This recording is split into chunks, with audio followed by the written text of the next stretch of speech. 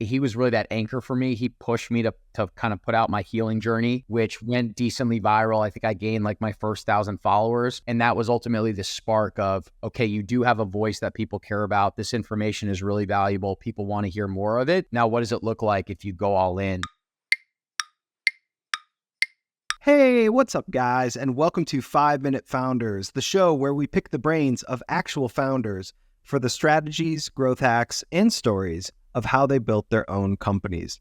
I'm your host, Matt LeBlanc, and today my guest is the co-founder of Noble Origins, a grass-fed beef-based protein powder, as well as the co-founder and co-host of one of the top 25 nutritional podcasts, the Meat Mafia.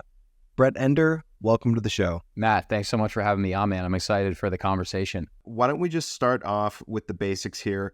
I know that we sort of have two businesses that we want to talk about today, right? It's not only your supplements brand, Noble Origins, but you also have a prominent podcast, the Meat Mafia. So keeping that in mind, what is your business and what did they solve for? Yeah, it's a great question. I would say the shared ethos between both brands is we really just want to dissect what has gone wrong over the last 50 years in the context of our food system and our healthcare industry in general. You know, the statistic that I always come back to is that 88% of Americans are metabolically unhealthy. And a lot of our thesis behind what we do at Meat Mafia and Noble Origins is the avoidance of red meat and animal products in replacement of refined sugar and carbohydrates. I think the average American eats 8 to 11 servings of these things per day. We only eat 2 ounces of red meat. So the two businesses, Meat Mafia is really our media arm where we have our podcast, we have our Twitter account, we have our blog, where we really dissect these interesting topics around things that have changed in the food system and try and give people very digestible nuggets about how they can incorporate some of these practices to become healthier, the most healthy, thriving version of themselves. And the Noble Origins was kind of built out of the media company where we created the athletic greens for animal-based nutrition. So we offer an all-in-one protein powder that offers you 25 grams of beef protein isolate, grass-fed organ complex, colostrum, collagen, but it tastes really, really good. Because a lot of the feedback that we were getting as we were building out the podcast was, what protein powder and supplement recommendations do you have? We weren't super comfortable with what was on the market currently, so we just built what we wanted to use for ourselves. Gotcha. So I think both of these businesses sort of came out of this kind of like superhero-esque origin story of your own. You kind of famously at this point had ulcerative colitis, which just to touch on sort of briefly was, I think, a year plus of you having some really major stomach issues, blood in the stool. It can get graphic if you explain it. But what I really was sort of interested in was, you know, these businesses, it seems like you had those issues, you solved it for yourself, right? You found the carnivore diet and you sort of solved your own gut health, right? And then the podcast and the business were born from that. But I think what I'm curious about is, were you always interested or aimed at becoming an entrepreneur or a podcast host and producer, or was this all kind of a surprise that came out of this experience? Yeah, it's a great question, Matt. And essentially, like, as I was going through this process of trying to cure this incurable disease holistically, you know, I was fascinated by podcasting and media and a lot of these nutritional blogs, Reddit posts. These were like the things that I really leaned on because I wasn't getting answers from traditional westernized doctors. So I loved consuming these things.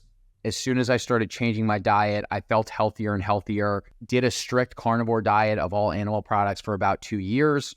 Was diagnosed as essentially being medically cured because I had zero inflammation and zero microinflammation in my colon. Got off those drugs and medications, which I thought, you know, there's something special to this. I'm the only patient in my GI's history to get someone off of these drugs. But wow. I never really thought about it as a career, which is interesting because I think when you look back reflectively, a lot of times you almost get hit in the face with the thing that you're supposed to be doing. And so what I mean by that, when I was getting really healthy and I was feeling really good with these diets, I'd have a lot of friends that maybe didn't feel great and they saw me healing myself and, you know, continuing to improve and get better and better. And they would ask me about it. And I would take that question and I would be so eager to like write them a nutrition plan or write them a grocery store list, and was like just consuming hours and hours of content every single day. So the signs very clearly were like, you are incredibly passionate about this. This is your life's mission. I just didn't have the confidence at the time. I think that's so normal to feel that imposter syndrome of, yes, I have knowledge, I have a great story, but who am I to really put the content out there? So that was definitely something that I experienced. And I wish I knew at 24 that there's really nothing that I didn't know then that I know now. And that probably would have given me an extra 4 years of content creation. Obviously, everything happens the way that it's supposed to, but a lot of these like mental limitations and imposter syndrome that we feel, you're ultimately depriving the world of the gifts that you have too. So you were not a guy that was walking around thinking, sort of looking for your next big idea to start a company or something like that, correct? I wasn't. My caveat to that is I went to Babson College up in Boston, which is known for their entrepreneurship program. The fascinating thing about Babson is that 99.9% of my friends that I graduated with all took corporate jobs. So I think there was a spark that was into that. There was some inherent interest there. I just didn't know, what is my mission? What is that big picture idea that I'm going to pursue? And I think most people, they pick idea and then business partner, where I was a little bit different, where I went business partner first, idea second. And what I mean by that is, so my best friend from college, the co-founder of our business is Harry. We played baseball together. We both graduated. He took a job up in Boston. I took a corporate job down in New York. And I think as you graduate and you start to go down this health journey, you realize that there are very few friends that are into nutrition and taking care of themselves and not interested in the happy hours at work and the pizzas and things like that. And I noticed with Harry, he was very interested in the carnivore diet. He was going paleo. He was doing triathlons. I was doing triathlons. So in the middle of COVID, we decided to sign up for an Ironman race together. We just wanted to put something really difficult on the calendar that scared us. And we were just looking to shake up our routine. We were both tired of living in these Northeast metropolitan cities, and we were just kind of craving something different and unique. So we signed up for Ironman Waco, which is a city an hour outside of Austin, Texas, and just got Airbnb in Austin and just checked out the city. And what we realized is like the longer that we lived together and spent time together, the passion that we both had for nutrition in the health space was contagious. And so we left that 3-month experience saying, we don't know what this is going to be, but we need to find some way to work together. And we kept it really simple. We said, let's start just creating some content on Twitter and writing Twitter threads. He was really that anchor for me. He pushed me to kind of put out my healing journey, which went decently viral. I think I gained like my first 1,000 followers. And that was ultimately the spark of, okay, you do have a voice that people care about. This information is really valuable. People want to hear more of it. Now, what does it look like if you go all in? So that was January of 2022. And flash forward now, we're 2 years into this thing. We've released 300 episodes of the podcast. We've probably written 75 threads. And, Noble, I think Noble is up to a few thousand customers that we've sold our products to. Incredible. Wow. So was that really kind of the watershed moment that started both the podcast and the company was the content you were putting up on Twitter? It really was, because the content creation on Twitter allowed me to overcome that imposter syndrome. And as soon as I started getting that dopamine hit of people retweeting, sharing, sending me DMs, saying that my content was really impactful to them, and also just continuing to rack up followers. And I don't mean that as a vanity metric. You can kind of use that as a guide, a framework for, hey, so what you're saying, the content you're posting matters to people. So they're choosing to follow and engage with you. And the harder I worked and the more that I wrote, the greater and greater the account was becoming. It was just more and more proof of concept that there's something special that's here. And I also just loved to write content and put content out on the internet. I was still working my corporate sales job, but like my life was, what's kind of like the minimum viable dose of work I can do so I don't get fired. And then all my outside time was dedicated towards writing content, creating content, growing the brand as much as possible. And then I eventually hit this moment of critical mass where I just said to myself, look, if you want to grow the brand to the level that you think you can grow it to, even though it's just this idea, this molecule of an idea in your head, you really have to quit your job and go all in on this thing, because you're going to regret it for the rest of your life if you don't do that. As you're talking, I don't know why I'm having like such a strong Batman like connotation this whole time. Like It was, your origin story really did feel sort of superhero-esque to me. And then as you're talking about sort of like moonlighting, doing the podcast and starting the business, I'm just imagining sort of Bruce Wayne, like getting on his gear and going out to live his double life at night. But it seems like you've really kind of found yourself along the way of this journey that you're on. Definitely, man. I appreciate you saying that, because Batman and Bruce Wayne were definitely my favorite superheroes growing up. But I think, I don't know if there's a better pursuit to understand who you are as a human being than doing something entrepreneurial and starting your own business. It's this constant fluctuation between the biggest wins and the most adversity. And you just really learn how to keep a really calm, somewhat neutral mindset throughout that entire process.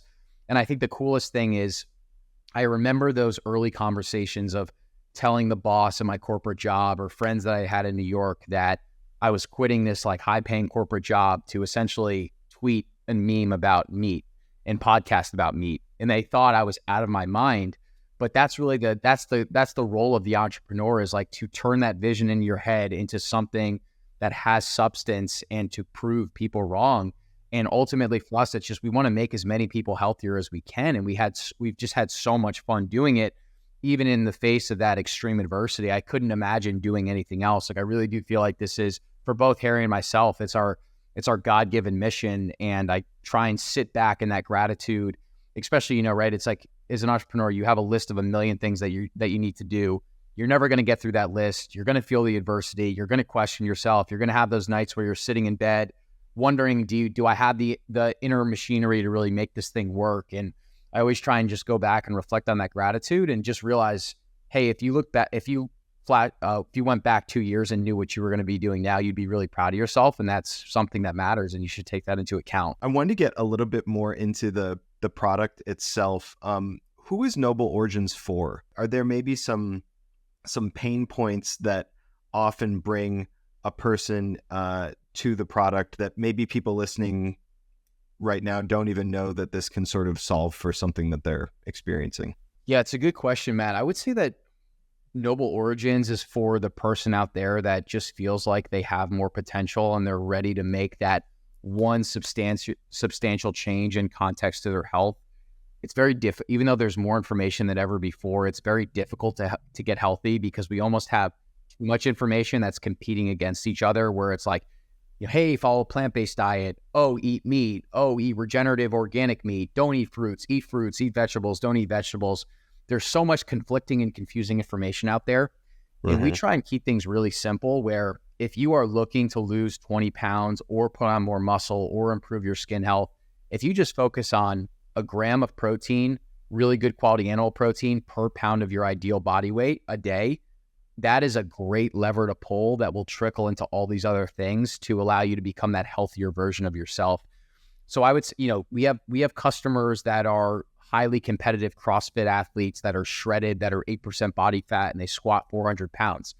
We also have clients that are moms to 4 different kids that struggle to eat 2 pounds of meat a day, and they need a really clean source of nutrition that they can bake into a shake for themselves or give it to their children to get some nice nutrients into their kids' diet, versus giving them like synthetic Flintstone vitamins or, Lunchables at school, like being able to give their kids a great option as well. So, whether it's men, women, old or young, everyone will benefit from having more animal products and good quality nutrients into their diet. And we're also doing it in a way that tastes delicious too, where you don't have to suffer through the taste of like raw liver or some of these other dishes. Like, we just, nutrients plus making something that tastes great is really what we're solving for.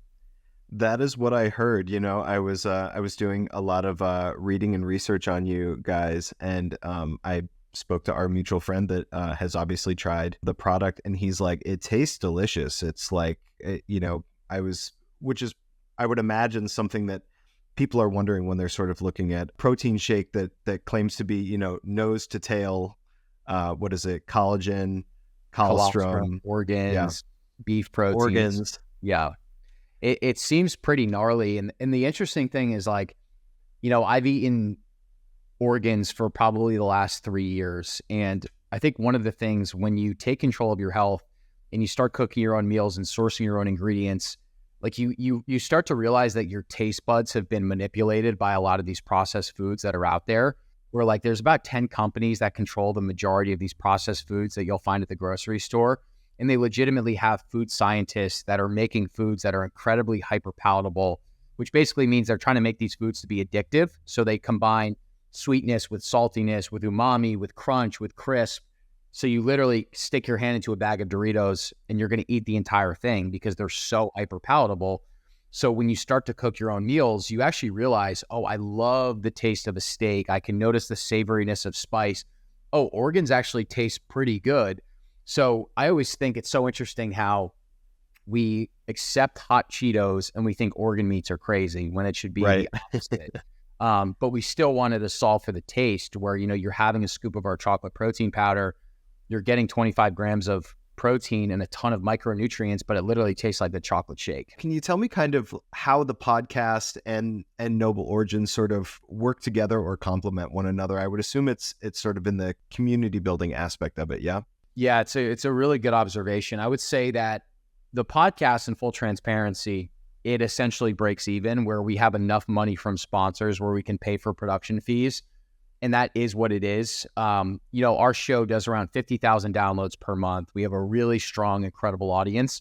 But when you're going to brands, 50,000 downloads a month really doesn't get them out of bed, to be honest with you. So our thought process is like, we would rather be willing to just break even and create the most organic show that we can in a way that is almost like the engine to these strategic opportunities. So if we're doing it right, the podcast should be growing. Noble should be growing with this amazing organic audience base.